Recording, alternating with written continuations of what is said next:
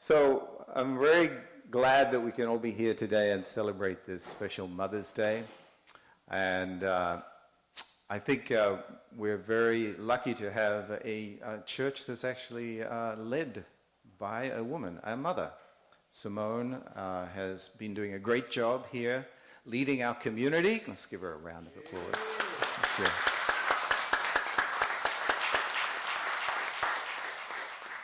And we need more women who are stepping into this position. And it's a different kind of leadership position from when a man leads. Men lead with a different kind of, I don't know, drive or a culture, a different pattern. A woman tends to be, I think, a little more embracing and artistic and free and bringing people together. And that's what we really need at this time in history as well. So I'm very happy to introduce, first of all, Pastor Simone Dorosky, who is going to come and give a message, and then my wife, who is also going to share something, but I'll introduce you a little later. So let's welcome up Pastor Simone.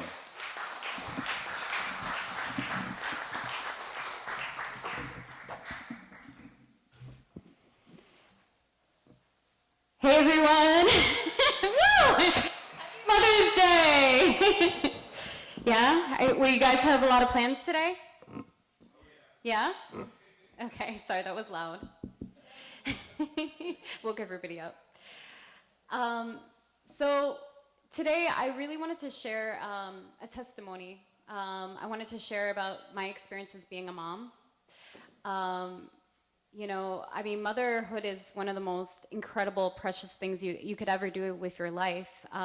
It just changes your entire world and your entire everything. It's just like, you almost are like reborn through that whole experience, and it's just one of the greatest things. And that's why I really think about, you know, true mother, and I think about how incredible of a woman she is, that she had this incredible life and mission, and she led this entire spiritual journey to give us, you know, she had like 14 kids. Can you even imagine that, to have 14 kids?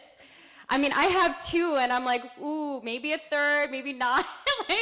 But 14 kids, I mean, oh my gosh. I mean, that kind of stress in your body and everything is just, that's really intense to be able to go through that. But also, I think there's so much joy and so much love and so much artistic passion that goes into that. So actually, when I was more, so my experience as a mom, it's very interesting because I had the opportunity to, when I first got pregnant, to actually go to Korea, to Cheongpyeong. And I was actually like in Cheongpyeong, I think I was like 8 months pregnant, and I was hiking up the mountain, and everybody was like, stop, don't do this. But growing up, I had 4 brothers, right? So I was a very active person, and I was a very, I guess, strong person, and I was always constantly like reaching to the highest goals I could potentially get, and always doing like different types of condition. So when I was actually in Korea, 2 times I kept running into Daemonim, which is, I know, like another spiritual figure that is in our church. And she actually, both times when I was pregnant, when I was there, she like grabbed me and she's like, oh, Simone. And then she like rubbed my belly. And I was like, oh, I'm like, this feels so special to me. So actually 1 week before my daughter was actually born, I was actually working till about 10 o'clock at night. And I came home that night, and I was walking around my house, and I felt like something was off, but I couldn't quite tell. And I was like, oh, it's probably just Haxton bricks, right? And Haxton bricks, is that how you say it? Yeah, exactly that. So I kept walking around the house, and this was 1 week early. So I actually stayed up all night long walking around the house, and this was September 10th. And I was like so nervous, and like I just felt like there was something wrong. But then I kept calling the doctor, and they're like, no, no, no, it's too soon. You're not. There's no way. And I was joking around, and I was like, oh, it would be amazing if she was born tomorrow, because tomorrow's September 11th. But I was like, that would be amazing, or that would be really, interesting. So I wake up. So I fell asleep maybe for 30 minutes, and I got up, and I think it was about 11 o'clock. I mean, it was probably 9 o'clock in the morning, and I was just in so much pain I couldn't handle it. So I ran a bath, I lit candles, and I just remember like laying in this bath and just feeling the water soothe over me, and then finally I felt like comfortable. And I remember actually being in this tub, and I just thinking of Damonim, and just feeling like almost like her presence like over me, and just feeling like, just thinking about this great mom, right? And her, and I just felt so connected to her at that point. And I woke up so then after I got out of the tub, I started walking to the bedroom, and then all of a sudden my water breaks. And so then I grabbed everybody, and at that time I was actually living in DC, because I was an intern for the headquarters in DC. So I was actually staying at Aunt Fran Roshini's house. So then I grabbed her, and I had like a pile of people actually come into my car, and we were driving, and we're stuck in traffic for like an hour and a half going to Washington DC, and I was like in the car, and I was like trying to breathe, and it was so stressful. And we get to the hospital, and immediately it was like I was actually doing a water birth. So I got to the hospital, and they're like, okay, come with us. And at that point I was like in tears, and it's for me, I like almost never cry. But I was like practically in tears at that point. And they're like, okay, come, we're gonna check you out. They're like, the baby's coming right now. So I was there for about 45 minutes before my daughter was actually born. And I was, so I was at a natural clinic, and they ran like a bathtub where I got inside, and it was like 50% of like my pain just like disappeared, right? Because the water was soothing over me, and they had music playing and candles lit, and it was just such a beautiful, feeling to have that comfortability around me. And my people just kept showing up, because at that point I was like, because I was a new mom, I was so scared to like put everything into place. Like I was so scared. Like, so I think Kendra Stein showed up with like candles for me to like, the birth candles, and everybody started bringing things. And at one point I'm like, had 7 people in my room, and I'm like, oh my gosh, I have no privacy right now. So it was a really uncomfortable situation at that point, because, there was like just so many people, and I'm like, I need a little privacy. But it was interesting because Claire Doherty actually, she showed up. I know some of you guys know Claire, some of you do. And she actually, at that point, she literally was just coaching me through it. And the doula, she actually didn't know, she was like struggling to try to get the baby out.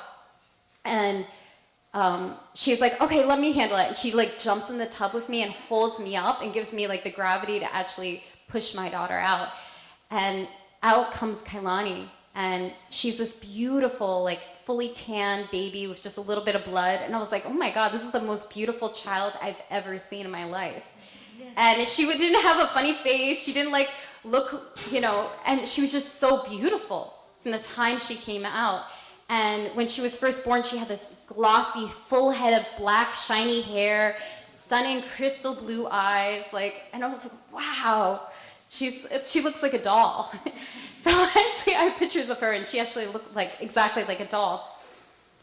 And so, growing up, with her, actually, I used to bring her everywhere with me. When I was doing public mission in Washington, D.C., I would always bring her to work with me, and I would have her in my office, and I'd put toys on the ground. She would play on the ground. And one thing I always tried to do was, always balance life with work and my kids, right? Because it's hard, you know, like you can have one or the other. A lot of people tell you, but I'm a big believer that you can do it all, right? I believe that you can be a working mom, you can, you know, be a professional, give your kids what you need. It's just about balancing the different activities in your life. So I've tried my best to always, you know, give my kids like a compartmentalized, like education's here and quality time is here, and you know, and then also working and just giving them that love and attention. So,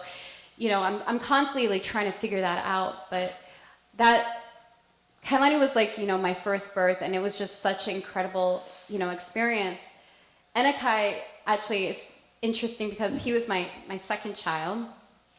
And it's very interesting because actually my little brother here was in Korea with me at the time. And I was actually in Korea, and at the time I was looking around at like hospitals to give birth to my son. And I went to like 7 different hospitals. I just did not feel comfortable because nobody spoke English. And then I went to this one hospital and they were taking my blood, and then they like took the needle and they swabbed it all over. And I was like, oh, this does not look clean. So finally I found this amazing hospital because I was like, I really feel comfortable with water birth because I felt like 50% of the pain just disappeared when I was like doing the water birth. So I finally found this place in Cheonam, which is on the Gunam River, and there was a building there that was just so beautiful. It was like a natural clinic once again, and it overlooked the Han River with the beautiful water view, and they had these beautiful, like almost hotel rooms. And then once again, like a huge jacuzzi tub that you would, like, you know, for water birth. So, actually the day like I gave birth to Enekai, I was working at the international dorm with foreign students, and I woke up that morning and I felt like, because I felt the feelings before, I knew he was coming. And so we waited, I think a couple of hours, and then we're like, okay, let's go. So one of the brothers actually drove us into Chundom, and we got there, and once again, 45 minutes, my son was born. So it was very interesting because he, once again, he like came out, and like he was this beautiful, I mean, his head was like elongated. It was like very, like, very different look. He was bold and his head was elongated, but he was once again like just so beautiful, you know, and that experience. And one thing I remember being mad about was that like Saya immediately took him, because normally the doctor gives it to the mom and puts it on your chest. He literally took the baby and put it on his chest, and he was like, and for like almost 10 minutes, I'm like, wait, what about me? This is my baby. I was like, so I remember I was a little bit mad at him at the time. I was like, this is my baby. You took him away from me. No, I'm just joking. But just, you know, the experience of just having, you know, children is just like such a life-changing experience. You know, it brings your heart and your mind and all that love to a whole nother level, where it's just this precious, undeniable love, you know, that you have and that you can treasure, and that, you know, you get to share these amazing moments with your kids where you know, you can sit down with them and just paint, you know, or you could play soccer with them, and like their laughter brings you so much joy, and the moments that you spend are just like, it's worth everything, you know, it's worth every painful, you know, moment. Like even when Enekai was from 1 to 2, he had like severe seizures, you know, like one time he had over a 7-minute seizure, and we had to bring him to the hospital, and, you know, and for that whole first year, I was scared he was going to die at any moment because he had these intense seizures, but he, you know, it was a heredity thing, and he got over it, but I remember that fear in my heart, you know, just, and it made me so much, I never had fear in my life until that moment, right, becoming a mom, because when you bring a child into your life, it grows your heart to a whole nother level, and then it brings you to a point where it's like your life is no longer your life. It's for your child. It's for this precious little being. And for so that when I was experiencing that, it just brought so much fear, and I never had fear like that in my entire life. I was actually pretty fearless for the most part until that moment. And I remember, I don't know, it just grows your heart so much. It's like really incredible.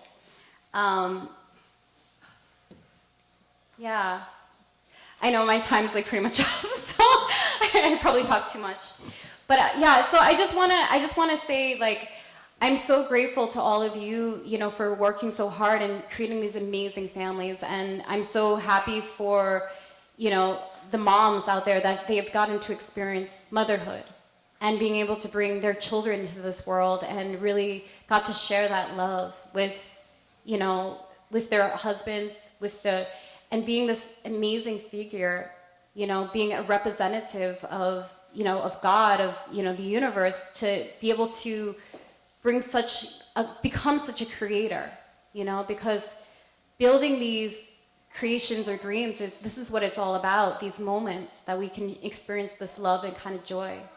So I'm really grateful, and I want to say happy Mother's Day to all of you, and I'm just so grateful for you guys.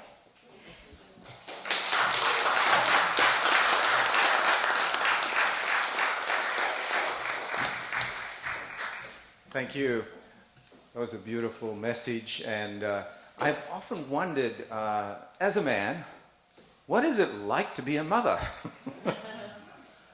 Have you ever, guys, have you ever thought about that? Like, what's it like to be pregnant, Carry a baby around, like this 20 extra pounds for 7 months or whatever, 9 months. But it's also more than that. It's also about the emotional reality of being a mother, I think, is very different from the emotional reality of being a man as well. And so I'm really grateful I work in a company called Cooper Surgical, which is a medical device company, and our motto is healthy women, families, and babies. Okay, if you go to our website, we focus on women and babies. And since COVID, everything has been virtual. So I work at home, and I sit in front of a computer all day, and I am talking with my team who are all over the world, and many of them are women, and they're mothers as well. And sometimes their kids are running in and out, during the meetings and whatever. And in a traditional office setting, this would be verboten.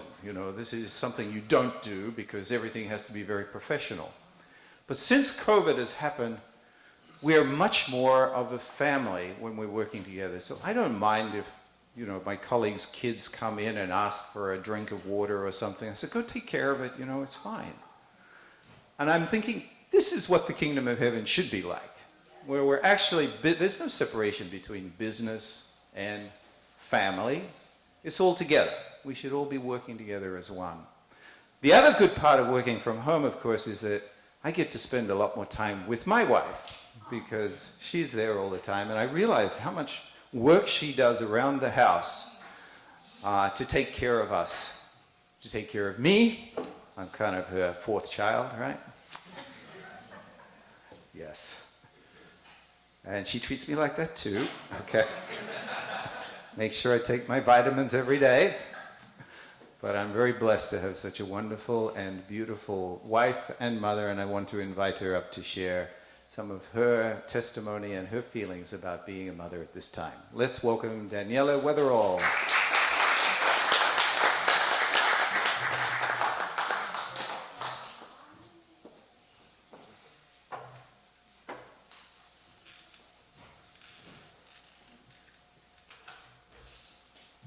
Good morning.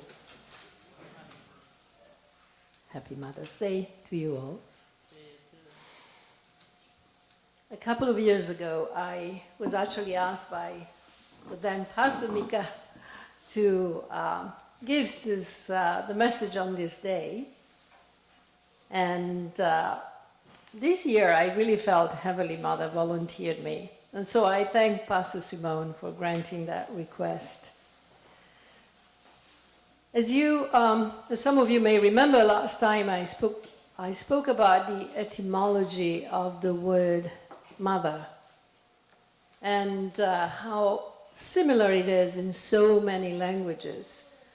And particularly, I think, I remember discovering that the word mother, especially this sound, is part of the world, is possibly the world surviving, so it's the oldest surviving word belonging to some lost parent language from which most modern languages originate. So this sound, it means it's the first sound probably that a child makes. Anyway, this is the photo of my mother when she was 21 years old. My mother was born in 1933, 10 years before her true mother. And as some of you are aware, the last few months have been really a roller coaster for me personally, and also, of course, for the rest of my family, my brothers. At the end of February, my mother was taken to hospital and diagnosed with pulmonary embolism. When I went there in early March, I thought she was going to pass any day. She actually wanted to go to spirit world. She was telling me, is this God's waiting room? Is this where I'm going to stay until I go to heaven? So she was actually recently dismissed from hospital. She went from needing 3 gallons of oxygen per minute to needing only oxygen at night to breathe. Of course, she's 91 and a half years old now, and she needs oxygen at night. So even though she's out of imminent danger, I know her health is still declining, and I'm preparing my heart for her to actually pass. So this is actually a recent picture of her that her caretaker sent me. And this is how I will always think of her. When I was there, she was actually really mentally lucid, really alert. And I made the decision to become her mother. I decided to switch gear, not to be the daughter anymore, but to be her mother. Especially at lunchtime, I would feed her. And she had this big mask, oxygen mask, that I had to take off when I was giving her food. But I would say to her, I did something that I used to do with my children. I put the food on the spoon, and then I would pretend it was an airplane. And I would say, Mommy, the airplane is coming. Franquina, open your airport. And then I would put the food in her mouth. And she would laugh, and sometimes she would laugh so much that she would spit out the food. And we really laughed. We laughed a lot together. We talked about God. We talked about true parents. She wanted a picture of true parents in her room, and the staff kept asking her if true father was her husband. And she would say, no, he's the King of Kings. It's just like, okay, mother.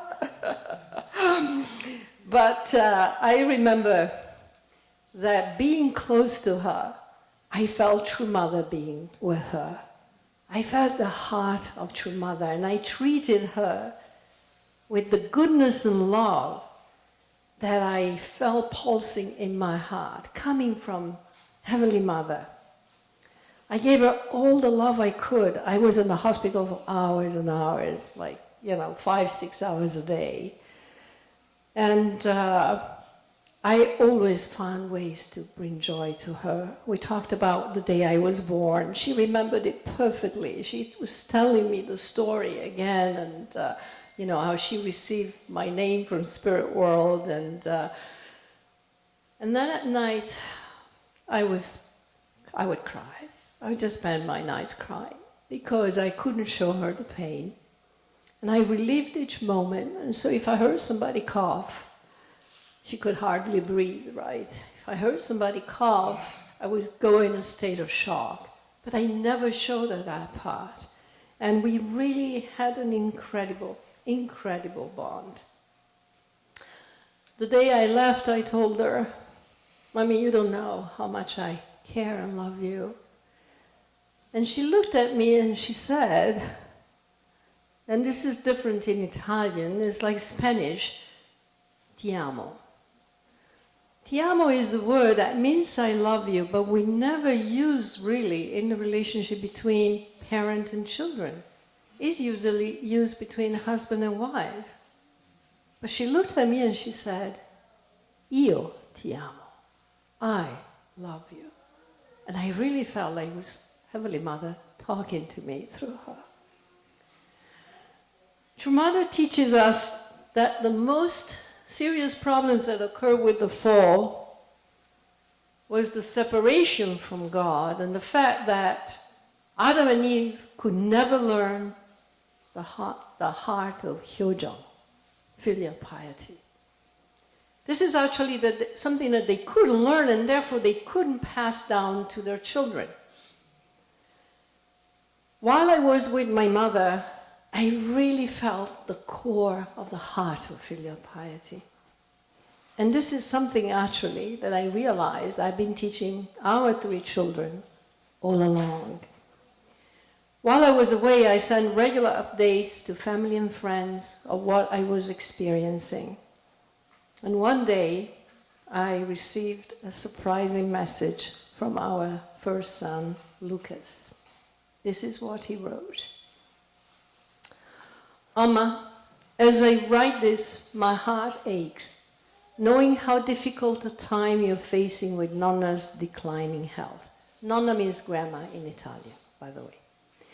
"I can only imagine the weight of the emotions and hectic nature of being by her side during all of this. Your strength, attitude, and outlook inspire me beyond words. Your unwavering love and dedication to Nonna is unsurprising to me, because I know it is who you are. It is nonetheless inspiring. I know your presence being there brings so much comfort and joy. Your selflessness and compassion are testimony to your beautiful heart and soul. Please know that Nonna and you are both in my thoughts. I hope she knows that I love her. I love you, Amma. Please remember to rest when you can. Eat well and find moments of peace among the chaos. Thank you for the updates and sharing your heart. Lots of love, Lucas." I remember how much I cried after I read this over and over again. You know, he's 27 years old, he's not a little kid, and he's sharing his heart with me like this was incredibly touching. And our daughter is preparing to move to Las Vegas next week, and this is another difficult time for me to know that she'll be away, but I feel so grateful as she taught me how to be a better mother. And this is a photo of our true mother. This photo was taken actually prior to the blessing this year on April 24th. And this is the time that she spoke. And she spoke in such a relaxed and loving way. I don't know if you had a chance to look at that, but she really felt at home. Now, I believe that all mothers have a pivotal role in teaching our children the heart of filial piety. You see how Mother puts the word HyoJeong everywhere. In everything she does. Micah's brought home a mug for me that had HJ printed on it. He bought a tie, a beautiful tie, coral red tie that had HyoJeong all over it. And I feel this is really who we are and what we have to do as mothers. As mothers, we carry our children in our womb for about 10 months. We instill them a sense of rooting, of belonging. And after we birth them and care for them, hopefully together with our spouses, with our example, we provide the fertile soil for the roots to grow deeper and deeper. As they grow, we give them wings. when we have roots and wings, we don't only fly. We soar, and not even the sky is our limit. I want to thank Heavenly Mother, true parents, for giving us both roots and wings. Happy Mothers to you all again. Thank you.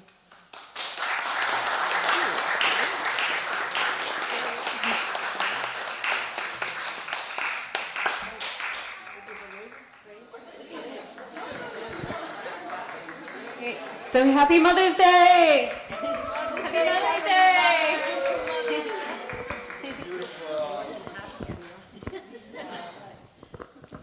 Now I want everybody to raise their flowers above their head. Hold them up high. Thank you. Beautiful. Let's give them a round of applause.